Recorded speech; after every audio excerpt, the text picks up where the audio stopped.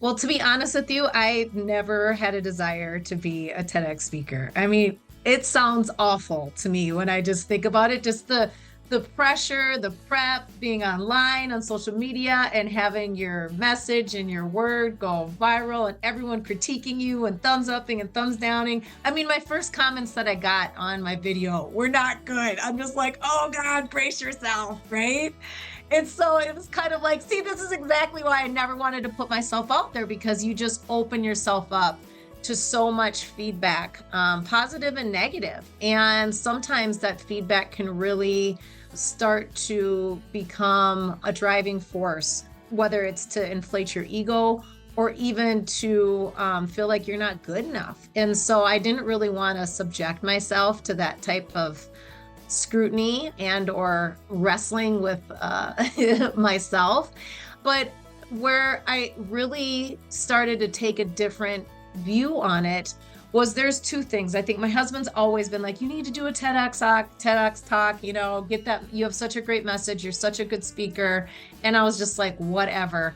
But my faith is a very important part of who I am and why I speak.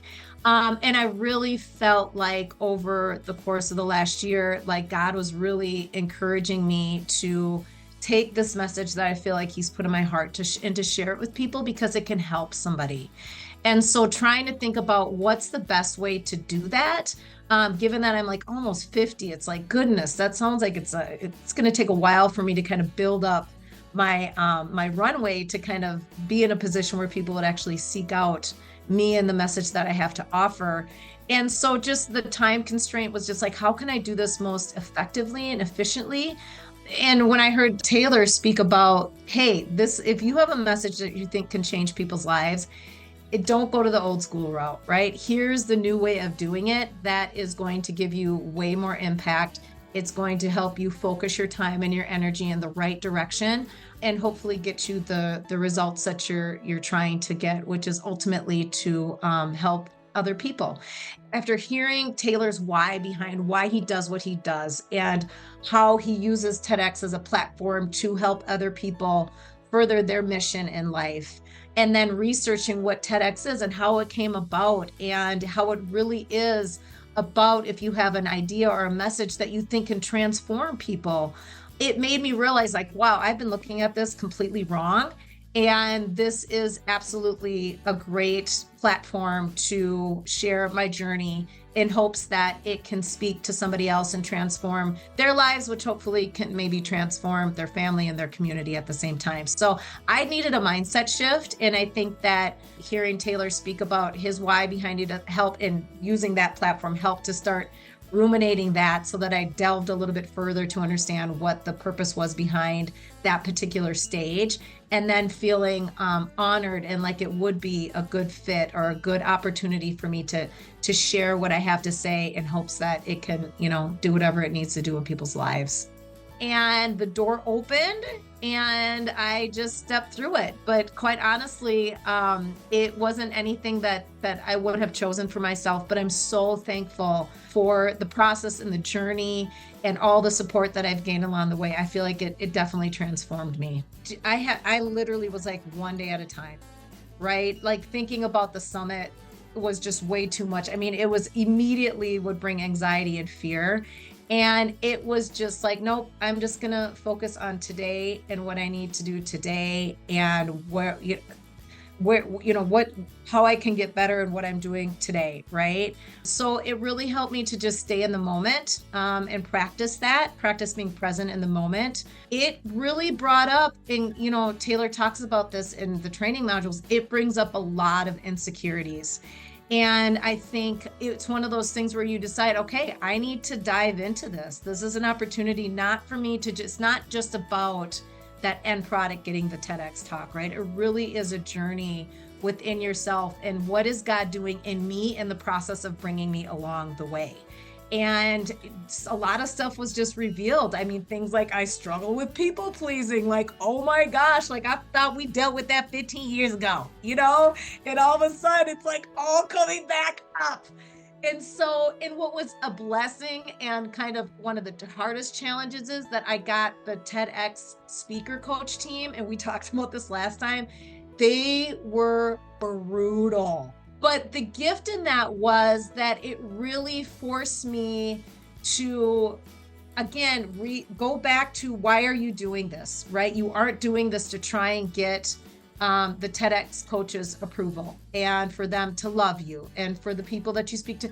You are doing this because you are so convicted about the process that God took you through while you were navigating a really hard season in life, and the end result of it, that you're willing to go through this fire, even internally, to try and get that message out. So it really did a lot to just build, kind of kill that whole idea of people pleasing, and really solidifying that this is why I'm doing it. I'm gonna listen to the feedback and ask what needs to stick, what do I need to just let fall by the wayside, and continue to, after I get up off of the floor of feeling like my talk sucks, like get back up and, okay, how can we refine it to make it better? What do you need to fight to keep in there because it's relevant and so it's going to help somebody, and you're not willing to compromise on that? Because my tendency would be to be like, yep, I'll fix it all. And what I found as I was doing that is I was creating a talk that wasn't me anymore. And that I think is the balance. And I think it's a balance that I'm gonna have to continue to walk as I become a speaker, wanting to be able to give to the event and wanting to be able to come alongside and do what I can to help make their event successful while not losing myself. Because sometimes you can give too much and it waters down your message, or you won't give at all and you suck to work with. You know what I mean? So how do you walk that fine line? And I think that this was a lot of practice for me to do that. You guys talk about it's so important to have that emotion there, because people are going to remember how you make them feel, not necessarily about what you say. And I felt like a lot of that, because of my own insecurities and wanting, to be overwhelmingly accommodating, got taken from my talk, and I produced something that wasn't fully true to who I was. So that, I think, is going to be a continued spot for me to learn how to navigate that well, and a learning for me in the process. But it also, like I said, strengthened me along the way, because I got to a point where I ended up telling them, you know what, I appreciate your guys' feedback. I feel like I've done my best to incorporate what you need this to be. I'm not willing to do anything further.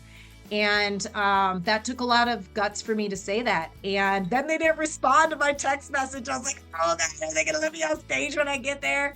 But after I did it, they came back and they told me what a great job I did. And then even one of them wanted me to write a recommendation for them. So, I mean, it's one of those things where it's like, it's all for your good, right? It's all to make you stronger, even though it feels like you're getting beat up along the way. Really focusing on not just the end product, but what is it doing to grow me and mature me, and come into agreement with that and cooperate with that, helps make the whole process just edifying for, I think, everybody, for myself, for the audience, for people I'm working with, so on and so forth. So our most painful experiences that we think at that moment are the worst thing that could have possibly happened to us are also the doorway to potentially our greatest victories and achievements in life, if we're willing to, again, embrace the pain, right? Embrace the suck, embrace the process, and use it to bring about something good in our lives.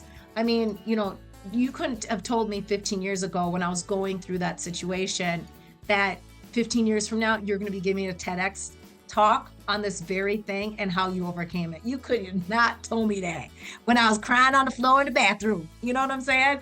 But holy crap, like, look what God can do. He can take these really hard things that were meant to destroy us and bring us into this beautiful wine that not only do we get to enjoy, but other people get to enjoy the fruits of our pain and our experience, and can learn from it. And then it gets multiplied and has an even greater effect than we could have ever really have had we not gone through that. So it really is like, man, count it all joy.